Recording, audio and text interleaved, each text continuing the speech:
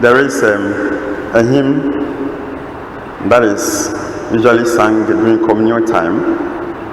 According to my hymnal, yes, hymn 103. O bird of heaven beneath this veil. I guess you know that hymn very well.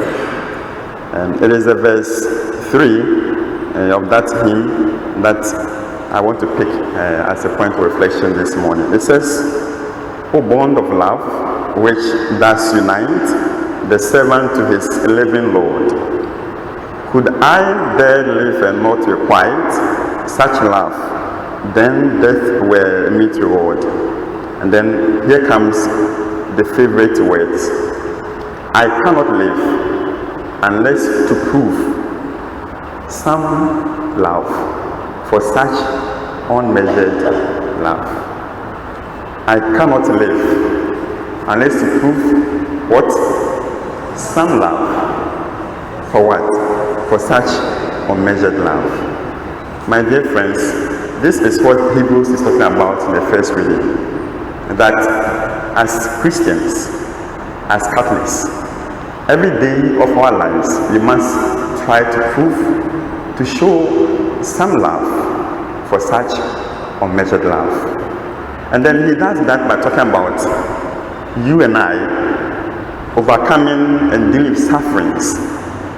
That look, Jesus himself suffered to make you what you are, what I am. It is because of Jesus' sufferings that today we call ourselves Christians. And those of us who know some little bit of church history, men and women, we call them saints, martyrs, sacrifice their lives for the faith to continue. So, if parents, as Hebrews said already, if parents discipline their children for a good purpose, then why should you and I not accept suffering as a discipline from God for our own spiritual good? And what suffering can come on you that is so much than what Jesus has done for you? Are you suffering more than Jesus? Can you suffer more than Jesus? It's only some love that you are showing for his such unmeasured love. In the gospel reading, we heard that story so beautifully read to us this morning, that Jesus came to his people and then they could not accept him for some reasons. One that we heard is that because is this not the carpenter they call him? So they couldn't accept him because he was what? A carpenter. Interesting. But for you and I, it is a blessing that God is a carpenter. Amen. You know, because Jesus, God is a carpenter, it means that he has time for you. Have you seen a carpenter working with the wood before? He takes his time to chisel a wood which was useless, which had no form. And the carpenter gradually chisels that wood to make something beautiful out of that. Because our God is a carpenter, he has patience for you to every day chisel you. Every day chisel you gradually to make something out of you. Something beautiful. And for this reason, they couldn't stand Jesus. It was too ordinary for them, a carpenter.